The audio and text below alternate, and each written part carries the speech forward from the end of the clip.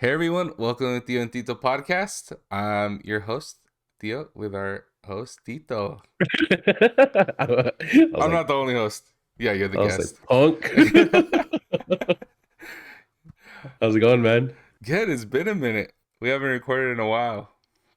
You want to tell the folks what you've been up to? Yeah, we usually record at night and I'm a big NBA fan, so there's just been a lot of games. It's been a crazy season, so I have to watch my games, man. I gotta watch my Yeah, games. So your Sixers. I'm sorry, your Sixers didn't make it all the way. we lost in game Uh, 7. It's a tough way to go. yeah, but they went all the way, and uh, yeah. Yeah, Now, are you rooting for anyone in particular now? In with the Nuggets are in, right? yeah. And I think Celtics just won, right? Celtics won So today, yeah. So yeah, so it's yeah. three So one. they're still going. Yeah. Yeah. I'm going for the Heat, Jimmy Butler, the underdogs. I think they're really fun to watch. I think Yeah. that's why, and obviously a little chip on my shoulder because the Celtics knocked out the Sixers, so I want to see them beat them. Mhm. Uh, but yeah, and I mean seeing the Lakers Nuggets series was fun. Even though the Lakers got swept, it's always nice to see LeBron go that far. Yeah. But yeah, it's been crazy, man. But yeah, but back into it. And yeah, I'm excited about today's episode. What are we talking about today? We're talking about the new movie Guardians of the Galaxy Volume 3. I And hope. spoilers ahead. Spoilers. There's gonna Yeah. be all. Yeah. I'm not trying to do this without giving any spoilers, so Right. there's gonna be all types of spoilers throughout this. Yeah. So if you haven't watched the movie yet, highly recommend it. Go watch it. We'll talk about Yeah. kind of our favorite highlights. And I was thinking about this earlier, and I know you used to be, or you're still part of the superhero and mutant podcast. Yeah, So yeah. I still jump on as a guest once in a yeah. while. Um. So I hope I can do them justice and uh, you know, uh, make them proud of this episode.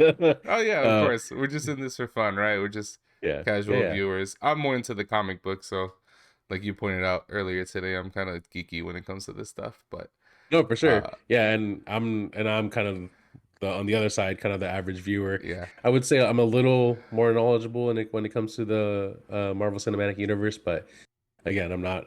I still have to look up things occasionally when I know there's supposed to be a reference there, but I don't make quite the connection. yeah, But nevertheless, like I said earlier, it's a great movie for any viewer, whether you're a Marvel fan or not. Um, and we'll just get into yeah, a little more details about it. yeah. So I actually like to start off with the rating first. What would you rate this movie Oh man, like out of a lot. 10? Just out of 10. Dude, man, I gotta give it a nine. Yeah, Nine. I think I would give it like a 9.5. It's not a perfect Yeah, movie, but yeah, it's pretty close. yeah. Yeah, there's so much that's going on there, and me just being a Marvel fan, throughout it is just really fun to watch, and I don't know, it just had just really good, um, like plot, really good story, and it Hmm. felt very, despite being this crazy out of this world story with these crazy characters, it felt very like humane in what they were like showing, right? And Right. I thought that was really dope.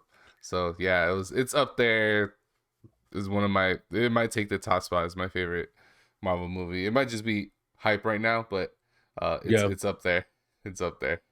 it is, and I think I really appreciate the fact that this movie was focused on just the Guardians, right? Mm-hmm. As of recent, the Marvel movies have really tried to uh mess with, not mess with, but embed crossovers, right? Yeah, there's For lack tie-ins of all over the place. Yeah, right. And I think this was the first movie. Well, I mean, I guess Ant-Man didn't do this, but this was like one of the first movies where I felt like they weren't trying to like do a whole lot with crossovers, Mm. and that it was just kind of it was solely focused on the Guardians, which I thought was really refreshing. Um, and this movie almost kind of gave me like a Captain America Civil War vibe, in the sense that like this movie was really centered around Rocket, right? And Civil War was like all about Bucky, but I Yeah. think in a really good way, right? I think, the whole Bucky time with Civil War, I think what really saved them is that was kind of the first major crossover with like all the superheroes, right? In that movie. Hmm. Whereas, in this movie, even though it's all about Rocket, uh, they still really did a great job of showcasing each character. Um, and yeah, it was just crazy. Yeah. A lot of crazy stuff happened Yeah. with Rocket and whatnot. So it's funny you brought up the Captain America because I had Captain America, that trilogy as my favorite superhero trilogy series, Mm, right? Even higher than the Dark Knight. And because all three of those movies I really enjoyed. Lily and I are big Captain America fans, mm-hmm. and just going through those movies. Civil War, I've watched it so many times. I've rewatched it with Toby, and just like it's a fun movie to just watch over and over again. But all three of them I've watched several times. Now with Guardians Volume 3, I'm willing to say that the Guardians trilogy is the best superhero trilogy of all time. And it's just like without a doubt in my mind, it just there James Gunn did not miss with the series, Yeah, right? yeah. And it just going way back. I think it was like right after high school for me where they I found out that they were going to do a Guardians of the Galaxy movie. And Mm-hmm. at the time, I knew who the Guardians were in the comic books, completely different from who the Guardians are in the Yeah, MCU. yeah. So they brought in these characters that no one knew anything about. Mm-hmm. They knocked it out of the park with the first movie. I loved the first movie. Yep. And that was at the top of my list until the like Infinity War stuff happened. Mm-hmm. and and I always just really liked the take on these superheroes that aren't really like superheroes. They're just a bunch of friends that came together that do have powers, but it's more of like them relying on one another and growing Mm-hmm. in that way. So I don't know, I really appreciated it kind of actually closing the chapter on the Guardians in a Right. very like with a nice bow. Like I Right. like it having the same director write and direct all three movies, having the same actors throughout, and them just having a vision from the very beginning to what it is now is really cool seeing. I've been seeing some of like the interviews that James Gunn was doing, and Mm-hmm. I remember him telling Bradley Cooper, who plays Rocket, who's like Mm-hmm. pretty much the main character in this film, Right. and he told him back with Guardians 1, he told him that his vision for Rocket would be that at the very end we would find out about Rocket's past, Good why he story. is the Yeah. way he is, and all that. And Bradley's like, I never thought it would actually happen, right? Like Yeah. I know he's a director, he writes, he has all these things going on in his head, and sometimes directors will just give you these bits of information to give you direction and how you should take the character. But to actually, and he was just amazed that he actually saw it like go all the way Come to through fruition. and Yeah. and yeah, come to fruition. So it was cool to see that. This movie, because it's so focused on Rocket and his past and everything that he went through, uh, I think it really puts Rocket Raccoon as like a top three MCU character for me. Dang. Yeah. Oh, wow, wow, wow. I don't know. I'd have to think Yeah. about that. Like, I Yeah, I mean he though I love his backstory. Uh but man, a top yeah. three. That's out of the entire MCU. That's a bold statement, man. Yeah. I mean, just the scenes with the flashbacks of how he became the Rocket that we know today. Yeah. And I mean, that those were the emotional moments for me, right? Like, Yeah. there's that one point near the end of the film where Rocket Raccoon's actually dying, Yeah. and he sees his friends, uh, in like the afterworld, right? And he's like, "Can I? I just want to go with you." And they say, "Yeah, you Hmm. can come with me." And he actually dies at that point. Eventually comes back, but I Yeah. think that point just got me, and like I got super teary eyed. Like that was the point where like I cried, and that was the only point in the movie where I cried. I know there are a lot of other sad parts of the film that a lot of people came close, but that was it for me. And just seeing that whole story, that whole backstory, I don't think there's a more like traumatic origin story for a superhero in the MCU. I'm a little upset that you haven't. I'm sure you haven't completed Harry Potter since we No, we last have talked about not. it on the No, not yet. podcast. But there's a scene in Harry Potter, kind of that exact same vibe, and I hate that it reminded me of that. Oh, But essentially, like Harry dies. He doesn't yeah, die, but he goes to the afterlife and he sees Dumbledore, who has gone yeah, since, and then Harry's like, am I meant to stay here, or like do I still have stuff to do? And yeah, Dumbledore's people like, you got to go back and like finish off what you got to do. yeah. And so he also comes back to life, right? And but anyways, That's yeah, funny. I'm really happy that the cast fought to kind of have Oh James yeah, Gunn finish out this movie because I think at the time he was already on his way out, right? And so uh there were other plans to have uh someone else direct his film, but that wasn't gonna fly with the cast, which I thought yeah, was really great decision on their part yeah, to kind of to advocate for James Gunn. yeah. And I understand where like Disney was coming from. They want to keep their image squeaky clean. And So do you remember what had come out about James Gunn before?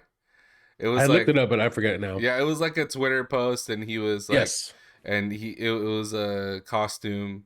I think he was actually dressed up like as a priest, and obviously, like as Catholics, I was like, oh, that sucks. Like you shouldn't do those things, Yeah. and all that. But he had since apologized and everything. It just kind Yeah. of came back, It came back up. yeah, Yeah. and he's like advocating for or the actors were advocating to get him back, like he already had done all this good and he had already apologized, like bring him back. And then especially like it coming from Chris Pratt, who's a very like outspoken Christian, and he's Hmm. like, we can forgive people, like that's what we teach, that's what we believe in, like we should give him another shot, let him finish his vision for these characters that are like it's a really good story with like Yeah. really cool morals and things you can look to. And so yeah, I was happy he came back for it, because I don't think another director would have taken some of the risks that he took with these Oh characters, yeah. right? Absolutely. Like having a whole movie focused on Rocket Raccoon and just building the like friendships around those characters with him. Yeah. That was very ballsy, but it definitely worked out for them. Yeah. Yeah. One thing that I wanted to talk about was the relationship between Star Lord and Gamora. Yeah, because that was very like heartbreaking, and I felt like any other director would have just like slowly made Let Gamora Gamora like open her heart up to, fall in love yeah. again with Star Lord. Yeah. Yeah. But even like up until the very end, like she seems very cold to him, Yep. but at the end you realize she just doesn't know him, and she's Right. very open with her new family, the Ravagers, right? Yes. And Yeah. I think that's very reminiscent of like actual like breakups, right? Hmm. And I've heard it before. I've heard it from people who like come to me for advice and stuff, like especially like the young kids that I work with, Hmm. and they're like, this person broke up with me, and now I see them doing all this stuff online, and I feel like I never even really knew them. And I was like, oh, Mm. that's like, so when I saw this on screen, I was like, yeah, like Gamora literally doesn't know Star Lord, but Star Lord, like from his perspective, it's like, I know you, but you're a different person, Right. right? Right. And kind of that like letting go. It was more so for him trying to let her go up until the Right. very end. And that one line near the end that Gamora gives, it just broke me, where she's like, I bet we were fun. Yes. And I was like, oh, that like that. I just really felt really bad for Starlord at that point, but it was just like it was really good that they didn't make them get back together. That they just close it Hmm. off as a breakup, and Yeah. that's like that, and that's kind of what I was saying. Like they don't try to, they they did a good job of bringing like real humanity to like these crazy stories. Right. And yeah, it was like another dimension, and she came from like the in Infinity War, she came from another dimension, so it's not the same Gamora and all this. But at the same time, it's a very real relationship story that is playing out on screen. Yeah, not just with Peter, but like Yeah, Gamora's relationship with like Groot. Like yeah, she was a very like motherly figure to Groot when before we have the Gamora who we have now, mm-hmm, and to see how that played out. And I think what they did at the end, in terms of throughout the film, mm-hmm. Gamora doesn't understand what Groot is saying because he just says, "I am Groot." Yeah, But at the end, they Groot starts talking to her, and then all of a sudden, like it clicks, and she understands. yeah, And I think that was kind of the sliver, like the silver lining they were willing to like give us, right? yeah, In that there is some kind of uh relationship or understanding that there is kind of that old Gamora still there. yeah. But they weren't gonna like take it as far as rekilling the relationship with her and Peter, right? And then even like the relationship that she has with Nebula, right? Her Her sister, sister, yeah. like just their grunts, right? Whenever they like pass each other, I I thought that love was that. cool. Yeah, and like that's just how they communicated. Yeah, Um, but yeah, I love that. I love the role that she played in that Gamora played in this film. Um, yeah, that was yeah. that was good. She was really good. Well, so I mentioned that one line that she said. What was like one of your favorite lines in the movie? Oh, geez. Or do any stand out to you? You're a bad dog. You're poor Cosmo. I did. She was just like fixated, Yep. like on that. Like, take that back. Take Yeah. that back. Take that. And I know a lot of people thought that having those scenes kind of took away from like the bigger story, but I think it was just you needed kind of that comedic relief because the Rocket Raccoon story was so sad. Oh my god, so intense. Yeah, Yeah. so you definitely needed those breaks in that story, and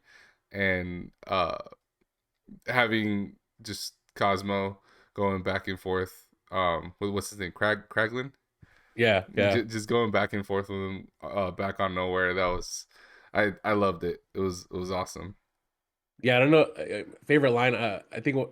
I can't. Besides that, there isn't any particular line that I can think of Yeah, besides the car scene, right? the F Where bomb, where where where Peter is trying to walk Nebula through on how to open a a car door. door, and it was Yeah, just perfectly like slipped in there. It wasn't yeah, like a whole like big ordeal, right? It yeah, was just like a natural conversation. yeah, It was like open the freaking door, yeah, and it was perfect. yeah. Like It's the first when F bomb in the MCU. because I had heard that this was gonna happen Yeah. before I watched the movie, and I thought it was gonna be like Peter like screaming it from like his lungs, right? Like Mm-hmm. when he's fighting someone. But he's just walking Nebula through how to open a door. Like it's so simple yet so well executed. Yeah.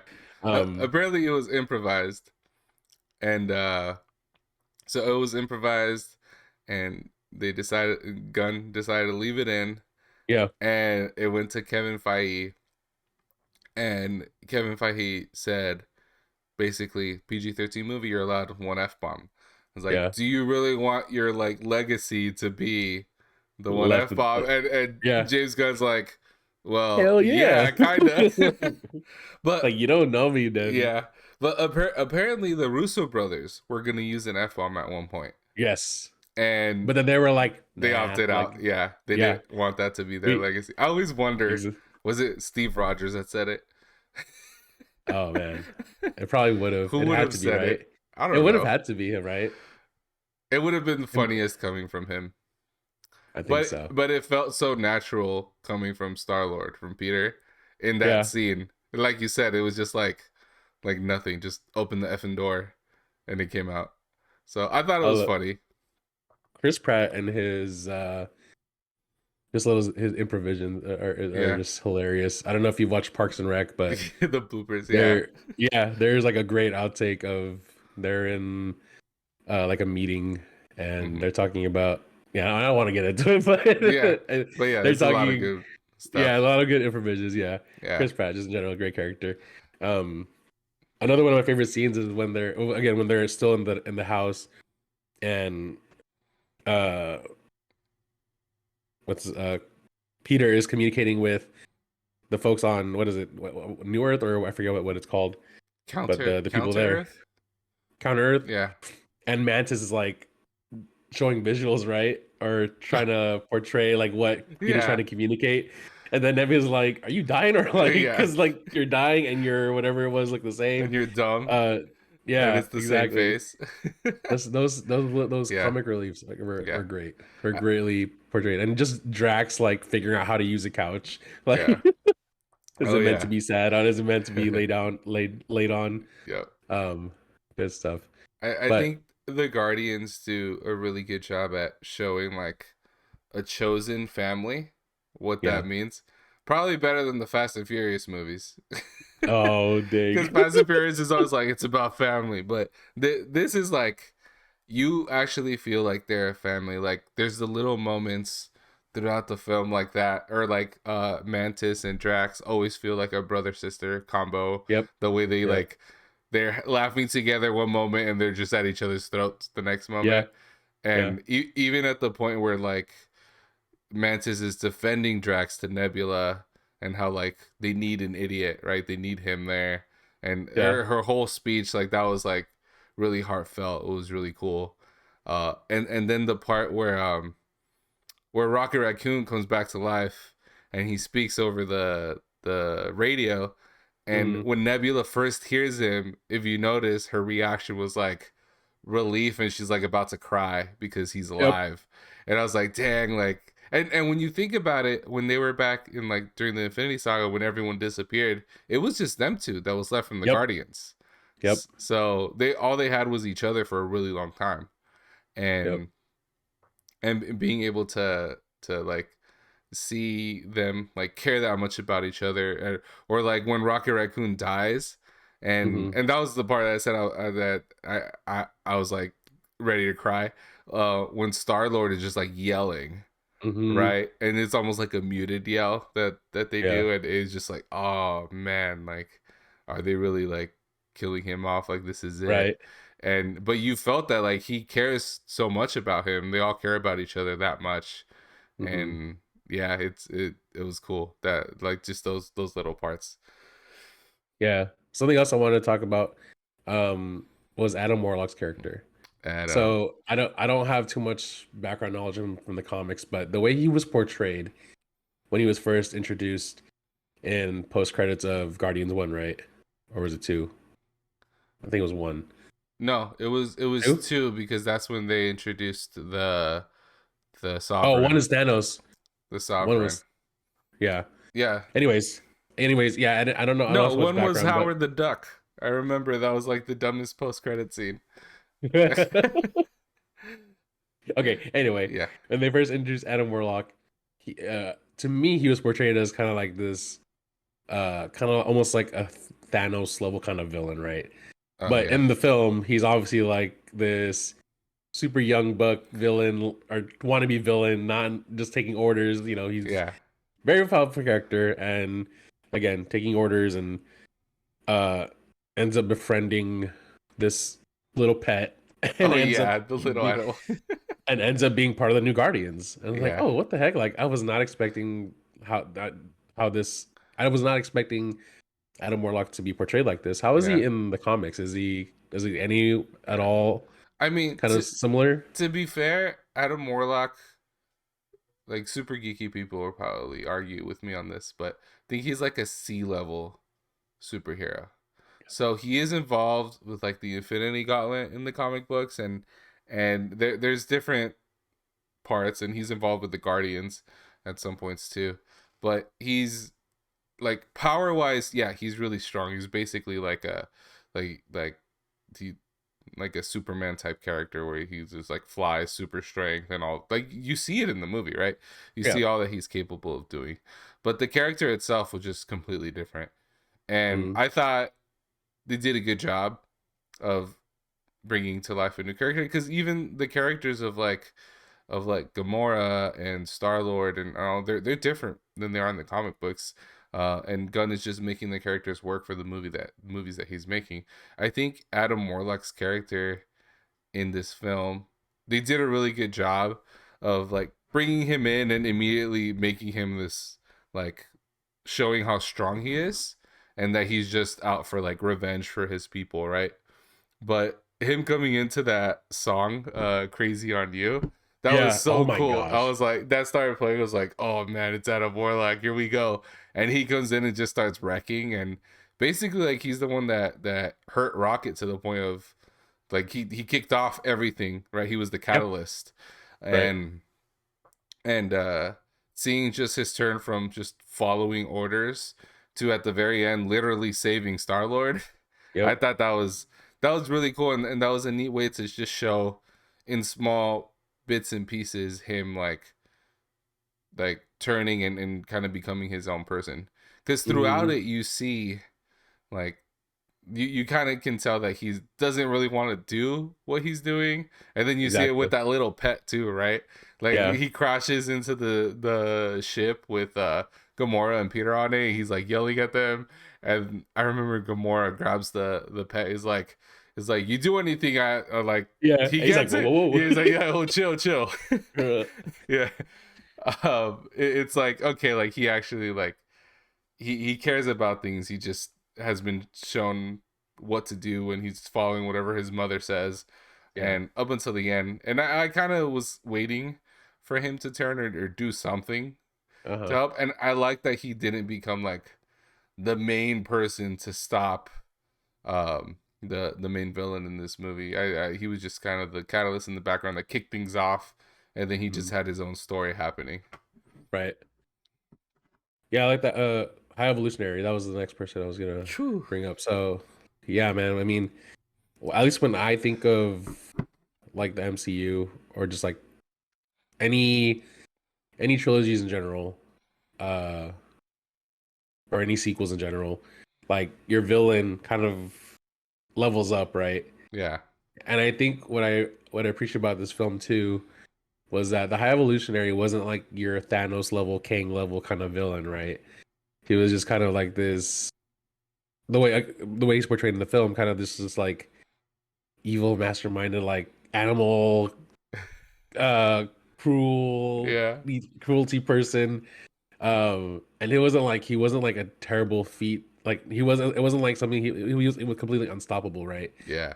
Like they showed off his powers, like when he was bartering with Warlock and Hmm. uh his family.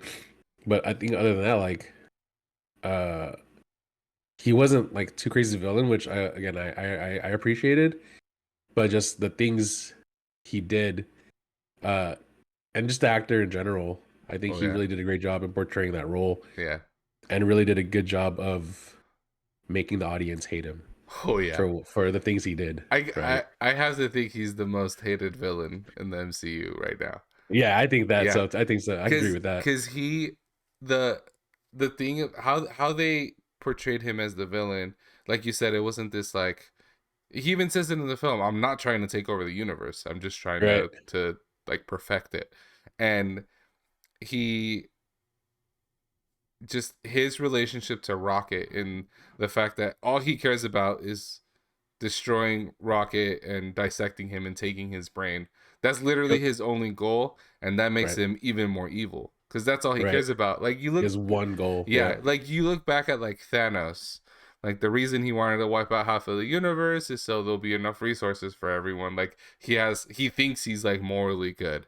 Yeah. Killmonger, he's like, this is my rightful place as king, and like your dad killed my dad, and like all these things, right? And even like Zemo, right, is like the Avengers battle destroyed my family, so I'm taking Yep. revenge. Like everyone has a reason, and this Right. guy is literally just no other reason than what I see is imperfect and I'm going to make it better, and you can't stop me. And I think that's what just makes him such a hateable character, Uh. and that's essentially what you want to see. I think he's up there with Secret Agent from the Falcon and Winter Soldier. I think like Mm. the guy that took over the mantle of Captain America, like people hated that guy, and because all he wanted to do was just be Captain America, just for like the Yeah. power and fame. And I think it's like a similar thing that we're seeing here, where the High Evolutionary, just people just hate him because his mission doesn't align with like most people. There can't be like the one person that's like, oh, you know what, he kind of has a point. It's like, no, we all know he doesn't have a point.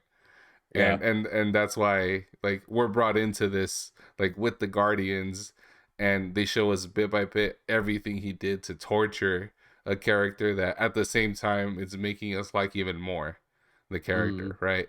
So we just it, they do a good job of uh having the audience feel what the main characters are feeling towards this person. So yeah, it like he's up there, and he's still alive technically. Did you saw in the last scene when like they're getting everyone off the ship onto nowhere, Hmm. and Hmm. like they're saving all the kids and all the animals. Drax runs out of the ship holding the High Evolutionary in his arms. Oh, I might have missed that, or Yeah, I'm just not remembering. yeah. So he's still alive. They kicked his Oh, okay. ass, but Oh yeah, they undid his face again. Shit. yeah, yeah. That was gruesome. Yeah, Uh, yeah, that was crazy. I was not expecting that. That was a very The Office moment for me when Dwight takes that CPR dummy and he puts the yeah. silicone face over it. But I was like, I always wonder like why his again, not knowing his background, I wondered why, his face was kind of like uh pulled back like that. Yeah, yeah. I don't remember him from the comic books at all. So this was my very first like Mm, introduction to that character, which is really cool. yeah, And yeah, and dude, the effects, like that effect of making it look like his face is being pulled back on his head is so yeah, cool. yeah. Yeah, I think this Well, it's a little creepy, but it's yeah, good. It's cool. this movie broke the record for the most what was it, like physical like effects and stuff. Oh, What is that called? Not practical effects. visual effects? No, it's like augmentations they make to the face and the body. CGI? No, not through computers. I'll find what it is, but yeah, it did the most like makeup and stuff like that to create these visuals. And yeah, I mean it shows practical effects will always be better than like computer effects in my opinion. It looks better on screen. Especially when it's executed, Yeah, right. yeah, when it's done correctly. Uh, so Yeah, it broke a lot of records. Go ahead. yeah, I was gonna say, I also think this film has one of, if not the best fight scene in the MCU. Ooh. When the Guardians finally come together and they're on their way, to like save all the prisoners and stuff. They all come together and they fight against the Hellspawn. Oh my gosh, in that little confined Yeah, room? yeah, and all with the No. backtrack of No Sleep Till Brooklyn. That was like Yes. just the perfect combination. And as it was happening, I remember like turning towards Lily. I was like, "This is so cool!" Like, this is at the level of like some of like the Daredevil fight scenes for me, Yeah. Yeah. and even like some of the like martial arts really cool fight scenes from Shang-Chi. Shang-Chi. Yeah, yeah. So this might be up there though as like the I'd number one agree like with that. single scene fight scene, and Yeah. they're just brutal. I think the Yeah. Guardians prove that they fight better as a team than the Avengers fight better than the Avengers fight as a team. Ooh, Yeah, that's bold. yeah. Yeah, you're right. Guardians over the Avengers all day. Oh damn. Okay. Okay. I plead the fifth. I don't know. Um, this soundtrack was amazing. Oh, the whole soundtrack. What was your favorite The whole song from the soundtrack? Oh my gosh. I don't know. I can't just pick one. Yeah. And also, I'm really bad with just song names in general. Oh, So my the my concern was like again with like with sequels, right? Uh there's always this notion like the original is always better, right? Mm-hmm. And so I just think the buildup of the soundtrack, it was executed really well, and just the song choices really, I think they really went amazing with Yeah, the different scenes that they portrayed. yeah. I think my favorite song. So the last song in the movie really it's so catchy, and Oh, I was singing when I yeah, left. Yeah, the Dog Days Are Over by Florence and the Machine. Uh, the one that everyone's dancing to, everyone's happy at yep, the end. It just feel good vibes, and then all the characters, like all the stories, are finally like complete. So that one stood out. That one was really cool. No Sleep Till Brooklyn during a fight scene is just, I don't know. Most hip hop Easy Boys, during fight scenes is just up there for me. But I think yeah, my favorite song was the acoustic version of Creep at the very beginning.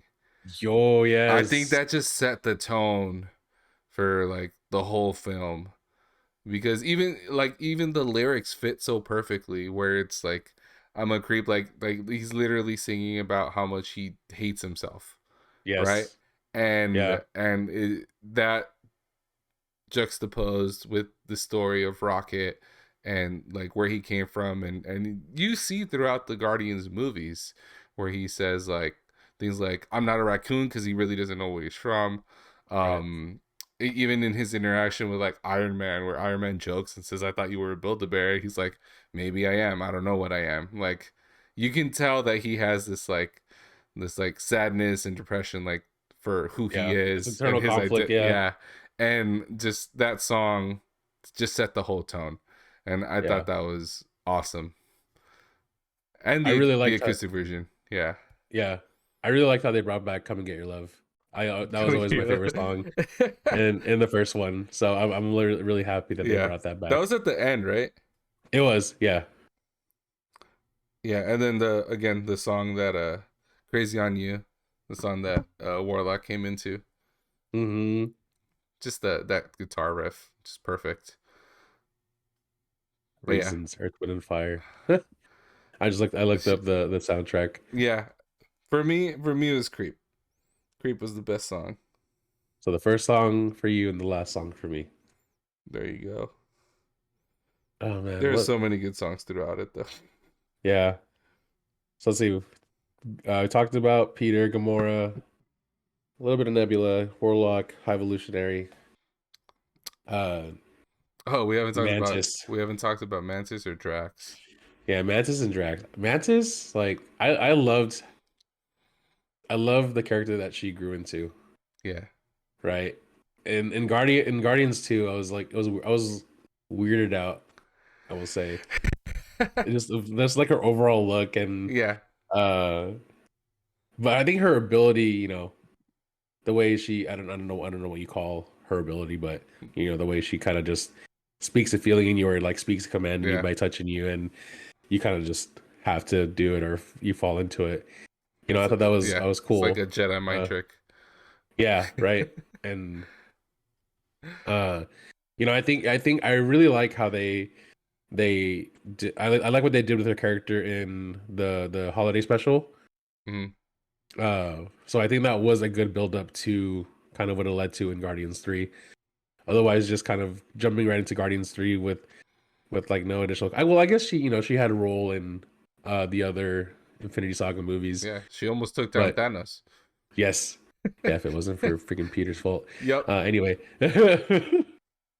uh, yeah, just her relationship with Drax and how that was played out, and even just her the beasts that she befriends, like towards the end, where Oh those yeah. three, I don't know what those alien looking creatures were.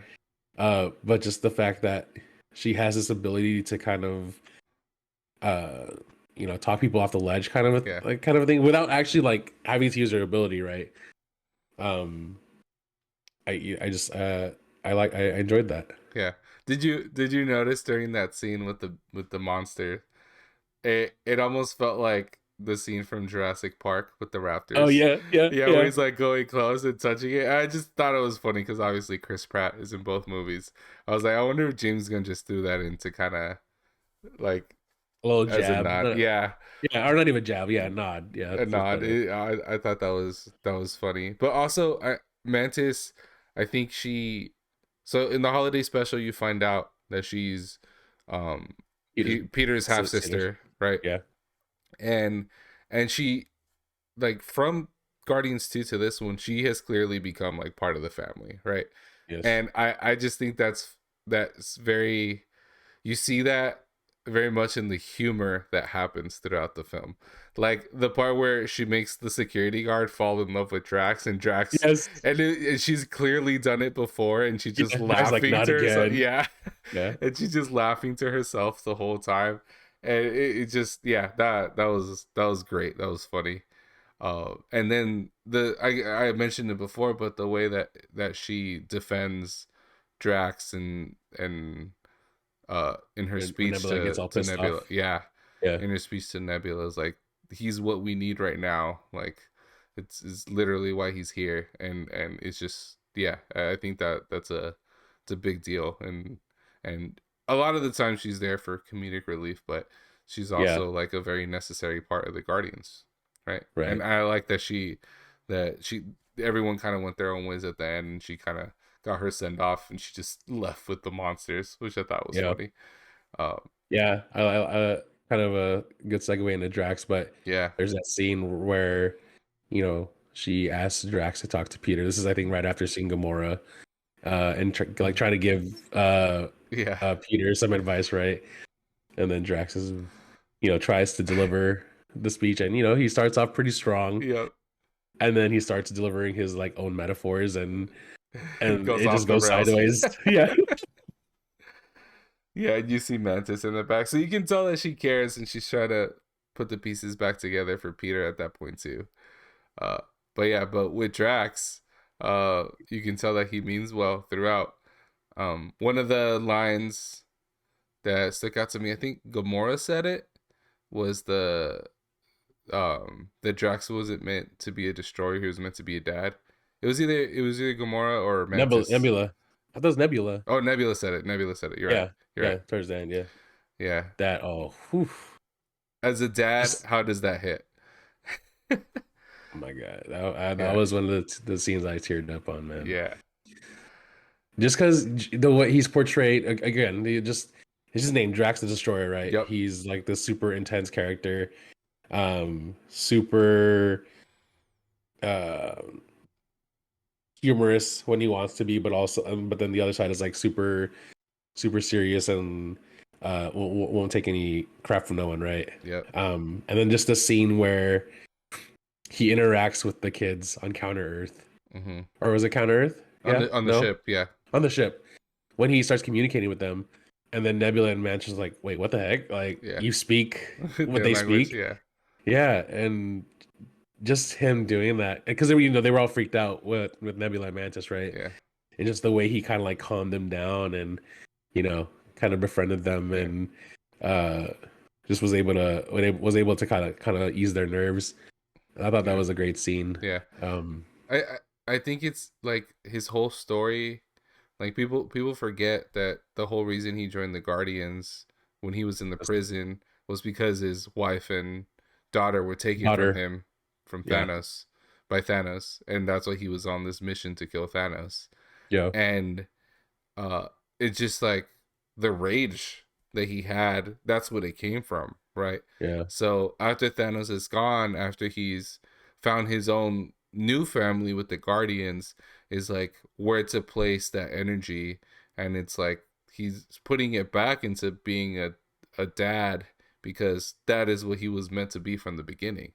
And hmm, obviously myself as a dad, like I felt that, like I always said Drax was one of my favorite Guardians, because uh I like the brutes, right? Like Hulk is my favorite superhero, so obviously I really like Drax.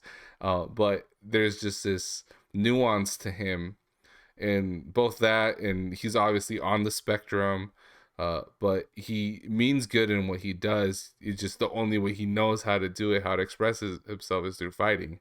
And yeah, when it came to that scene where he was like, "You never asked if I knew how to like their language," and they're like, okay, yeah, like we need to remember who we're talking to, right? It's Drax. He Yeah. means well. He's trying to do good, and yeah, and you see it. You also see it at the very end when he starts dancing and he joins along. Because at the Yeah. beginning of the film, he says like dancing's for idiots or something like that. Hmm. I remember one of the other movies he makes fun of Peter for dancing. I think it was in the first Guardians, and he even mentions that the reason he fell in love with his wife in the first place was because everyone was dancing and she would just be sitting still. Yeah. And so it's just kind of that to go full circle, and then him finally joining in the dance with like a new family and with all those kids is just like, yeah, it was awesome to see his story being completed. Yeah. There was Yeah, even that. I mean, there's that scene in the end of Guardians 1 where Baby Groot, he's just dancing. dancing. Yeah, Yeah. And then every time Drax would look at him, he would stop because Groot knew like how much he hated dancing, yep, right? yeah, And just to see that final scene where he just kind joins in. of, yeah, and he's gonna do it, right? Yeah, he's But like slowly it took moving. the build up to it It was took three great. I movies. think, yeah. Well, even just in that moment alone, right? You knew he was gonna dance, right? Yeah, But you didn't know when he was gonna break out or what he was gonna do. And I think they took advantage of the fact that we knew how much he hated dancing, but the fact that they were gonna allow him to do it in this movie, or hmm that he was gonna do it in this movie willingly, yeah, was great. yeah. Um, That's awesome. I just Dave Bautista, he played this character so well. Oh yeah, Um, and I knew Dave Bautista from WWE before he got into acting, and I would have never guessed like he would have like played this character so well. yeah. He's been doing great as an actor and other stuff too. Yeah. Yeah, so yeah, it's been awesome seeing. Hopefully, he'll do the transition over to DC with James Gunn.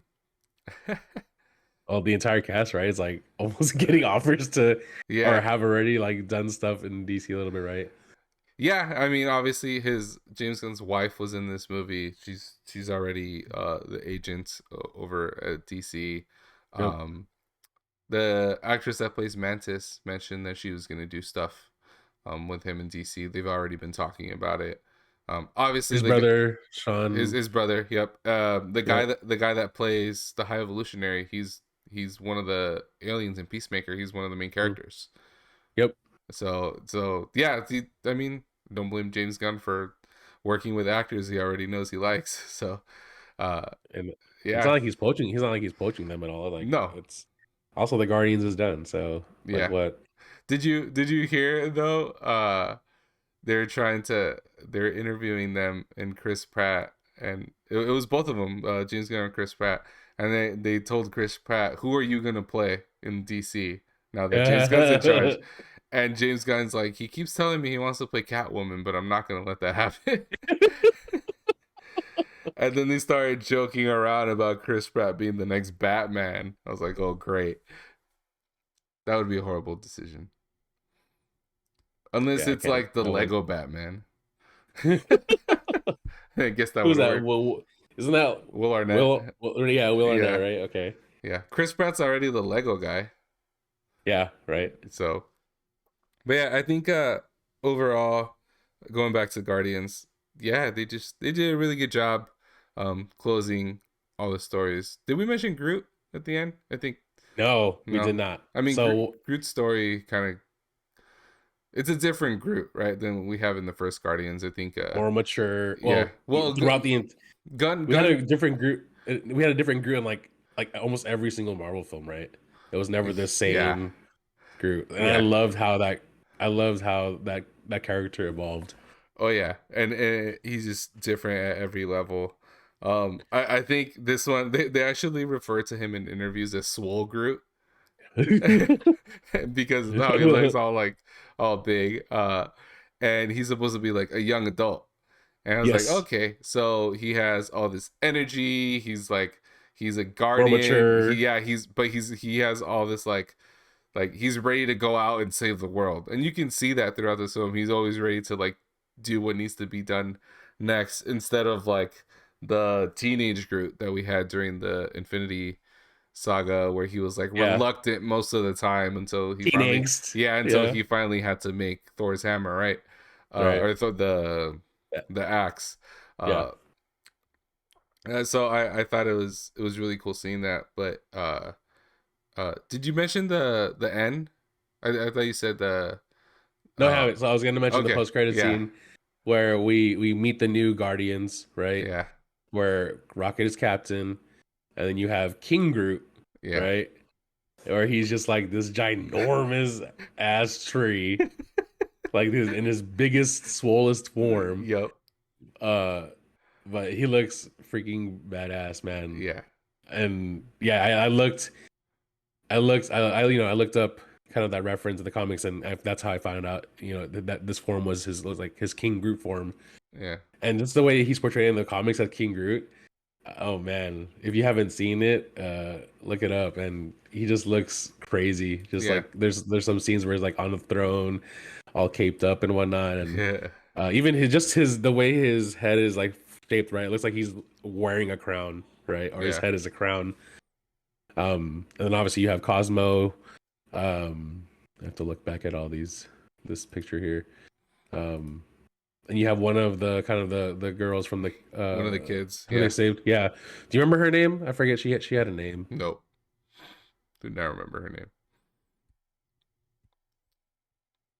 But what But was yeah, there something specific you wanted to talk about then? well, I don't think we mentioned near the end when all the loose ends are being tied up, where Groot says, "I love you guys." Oh yeah, duh. Yeah, you're right. Yeah, and you're right. Yeah. uh, so at the time, like he says, "I love you guys," and he says it very clear. And it's very reminiscent of the first movie when he says, "We are Groot." Yes. But he says, "I love you guys" so clearly, and I thought I caught this in the theater, but it was I saw later on in an interview that they actually said that that was us finally understanding what Groot was saying. Yep. And how you mentioned earlier where that scene with Groot and Gamora near the end, where Gamora is finally understanding him. Yeah. This scene was us understanding Groot for the first time. So he actually Yeah. is still speaking Groot, but Yes. we understand what he said because Because we we're are kind of now part. integrated in Yeah, the Guardians family. yeah. That just kind of Yeah. makes you want to cry again, right? But yeah. I mean, I'm excited to see what more they do with these characters. I thought it was super fun. We obviously saw at the end. We didn't see them say the Guardians will be back, but it did say that Star Lord. Star Lord would, yeah. Yeah. Now, have you read up on like theories of how he would return, or like what that kind of that means? Well, because the way it said it was The that legendary the Star Lord or legendary something. Star Lord would come back.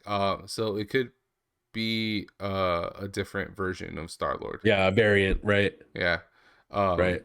but also in the comic books right now, so you might find this interesting. The comic run right now, there's actually a story where Groot King Groot dies and he comes back as an evil Groot, and the Oh Guardians snap! have to come together to stop Groot because he's Oh dang! like growing into like this like planet eating thing, and it's a whole thing. So that's kind of what was happening in the comic books right now. And Star Mm, Lord is like the main person that's trying to stop Groot. So oh, it's okay. pretty crazy, and if they go that direction, it'd be cool. I don't know if I ever want to see another Guardians film not directed by James Gunn. Uh, I think they shouldn't do any of I that know. anymore. Just Yeah, yeah. we're good. You can bring Star Lord in something else. Had you heard something about how they would bring back Star Lord, or was that it? I The I variant? heard. Yeah, it would just be a variant, right? Yeah, I mean, because in interviews, right, Chris Pratt mentioned that this would be the last time he'd be paying Star Lord for James Gunn, so it doesn't really indicate that it's his last time playing the role, yeah, right? But it's well known, like people, like Dave Bautista yeah, and Zoe Saldana. Saldana. So, yeah. anyway, the person, the actress who portrays Gamora, that this is their last time playing playing With these those characters, roles. yeah, Yeah, and so I just think again, it's like what we've been saying. It was closed off so well yeah. that kind of bringing them back in any film or Would be a uh, disservice. it would be, yeah, yeah. It's like American Idol, right? They They keep would have brought saying back, it's yeah, it's their last season, blah Yeah, blah blah, and it's such a big deal. It's their last season, and they're back, and it's like it's not the same, yeah, right? yeah. It'd Um, be the same thing as if like if they brought back Iron Man after the and they brought back yeah, RDJ, yeah, yeah, after yeah, the sacrifice that he already did. Like yep, no, like that, leave it as is, right? Uh, but yeah, overall, man, I really love this movie. You know me, I'm a huge fan of superhero yeah, films, and this is just like one of the best superhero films I've seen in a long time. yeah. So I was never definitely happy with this one, yeah, especially after kind of like the Ant-Man like disappointment. Like it was a good movie. It was nice to see Kang, but it wasn't as great. But yeah, great movie. Super happy about it. Uh, can't wait to see where the MC goes from here. And yep, I think what I liked about it too is that uh, they didn't leave us hanging in any sort of way, nope. right? It I felt mean, of course they'll see. Of course they let us know that Star will be back, but even then, I'm not like questioning like how will he be brought back because I felt like I got closure yeah. with all these characters. It very much felt like an ending. Yes, Yeah. So which even made it like that much more saddening. yeah, saddening but happy. I think Yeah, in a we good got way, closure. in the best We way. got closure. Yeah, in the So best way. yeah, Yeah, but yeah, I think that's all I had. Um, but yeah, I'm gonna be listening to the soundtrack for a few days still. And yeah, yeah, man. maybe I'll go back to the movies and watch it again while it's still in theaters. Oh, it'll be on Disney Plus like next week. All So right. don't worry. Right. All right. Thanks everyone for joining us. Let us know your favorite part of the movie in the comments or your favorite song from the movie. But yeah, just want to thank everyone for joining. Make sure to like and subscribe. And thank you. God bless. Thanks, guys. God bless.